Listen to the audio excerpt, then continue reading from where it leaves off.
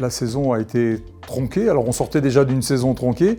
Celle-ci, elle s'est arrêtée très vite, puisqu'elle s'est arrêtée au mois d'octobre. Et depuis, eh bien, nous avons continué à nous entraîner, mais enfin, nos joueurs ont été privés de compétition. Ça nous a bien entendu pénalisés sportivement, économiquement. Nous sommes un certain nombre de clubs à avoir entamé une discussion avec la fédération en disant écoutez, il y a un problème, nous on a fait l'effort de respecter un certain nombre d'éléments, de contrats, de faire en sorte que nos joueurs aient des contrats conformes au statut du joueur et de l'entraîneur de Fédéral 1.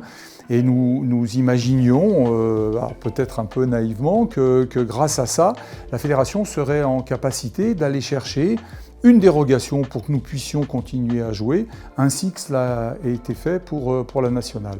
Malheureusement, il s'est avéré qu'un bon nombre de clubs évoluant au niveau Fédéral 1 ne remplissaient pas ces conditions d'avoir beaucoup de joueurs sous contrat, et donc la fédération n'a pas pu aller chercher la dérogation qui nous aurait permis de continuer à jouer.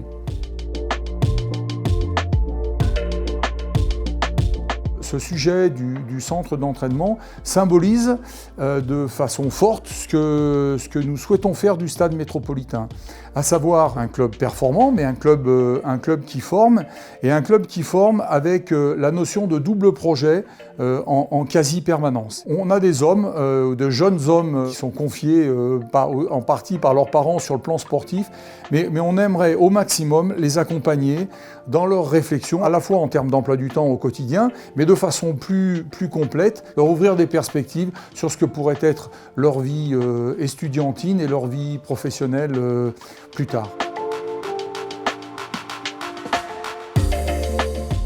Là, actuellement, il y a des consultations sur les clubs de Fédéral 1, de Fédéral 2, de Fédéral 3, pour aboutir à un projet de refonte des compétitions, de reconstitution d'une pyramide beaucoup mieux équilibrée. On se retrouverait avec un niveau national, un niveau fédéral et un niveau territorial. Et donc le niveau national qui nous intéresse au premier chef serait constitué de la poule nationale telle qu'elle existe aujourd'hui, et derrière de 2 poules de 12 de National 2. Et là on parle de 2022-2023, c'est-à-dire que l'an prochain, l'objectif du stade métropolitain sera très très clairement d'être dans les 6 premiers de la poule, de façon à accéder à minima à la National 2 lorsqu'elle sera créée en 2022-2023, voire à la nationale, mais là il faudra être finaliste et c'est déjà beaucoup plus aléatoire.